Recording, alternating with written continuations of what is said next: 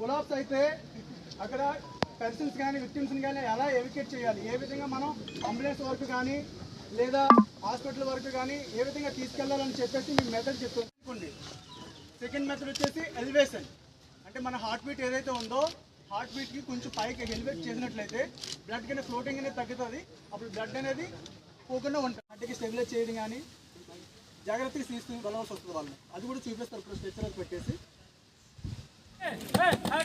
ఈ విధంగా మనం ఆర్ యూ ఓకే అని చెప్పొచ్చు. తెలుగులో కూడా మీరు బాగున్నారా, ఏమో ఓకేనా, మీరు ఓకేనా అంటే ఏ లాంగ్వేజ్ అయితే కలిసి అంటాం.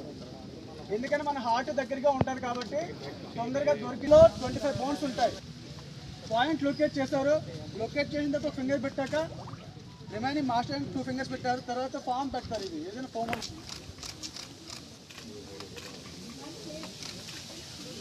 2 hands పెట్టి మన బాడీ వెయిట్ ఏదైతే ఉందో టోటల్లీ ఎవరికైతే మనం సిపిఆర్ ఇస్తామో ఆ వ్యక్తి పైన పడాలి. అలా పడినట్లయితే డెప్త్ లోపల కంప్రెస్ అవ్వాలి. అలా 2, 3, 4, 5, 6, 7, 8, 9, 10, 11, 12, 13, 14, 15, 16 నిమిషానికి 30 times 18, 19, 20, 21, 22, 23, 24, 25, 26